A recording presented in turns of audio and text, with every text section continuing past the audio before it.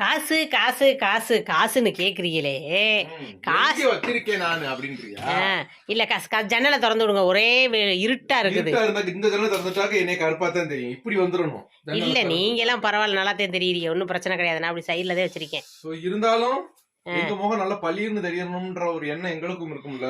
நீங்க இயற்கையிலே பளிர்னுதே இருக்கீங்க. ஏமா காசை ஃபுல்லா வாங்கி வாங்கி நீ வச்சுக்கிறியே, அப்புறம் அதை வாங்கிட்டு வா இதை வாங்கிட்டு வா, காசு கொடுத்தா தான் வாங்கிட முடியும். குடும்பத்துல எப்படி சொல்றது, ஆண்கள் அதிகமா செலவு பண்ணிடுவீங்கிற பயத்துல பெண்கள் வாங்கி கட்டுக்கோப்பா வச்சுக்கிறோம். வாங்கி வைக்கிறதே நாங்க, திருப்பி மொத்தமா வாங்கிட்டு போறது நீங்கதே.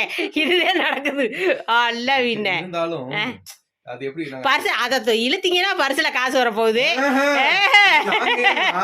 நாங்க எடுக்கிறது 100 ரூபாயா இருக்கும், நீங்க கடைசியில நீங்க எடுக்கிறது 1000 ரூபாயா இருக்கும். கடைசியில கணக்கு பார்க்கும்போது எல்லாத்தையும் இவரே எடுத்துட்டு போயிட்டாருன்ற ஒரு பேர் பள்ளிக்கு நாங்க ஆளாக கூடாது பாரு.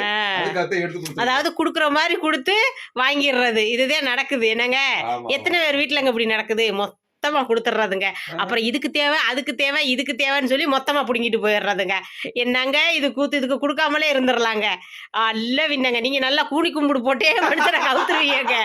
ஏங்க அல்ல வின்ன, நான் சொல்ற மாதிரி நடக்குதா அவங்க சொல்ற மாதிரி நடக்குதான்னு நீங்க கமெண்ட்ல சொல்லுங்க. இன்னைக்கு நம்ம வீட்டுல காலை சாப்பாடு என்ன, படக்குன்னு சொல்லுங்க. காலை சாப்பாடு என்னன்னு பாத்தீங்கன்னா இன்னைக்கு தோசைங்க, சட்னி, தக்காளி சட்னி. அவ்வளவுதான். மத்தியானத்துக்கு சாதம், மீன். என்னவோ வாங்க போறேன் நான். அதான் மீன் ஏதோ ஒண்ணு. சரி ஓகேங்க, பாய்.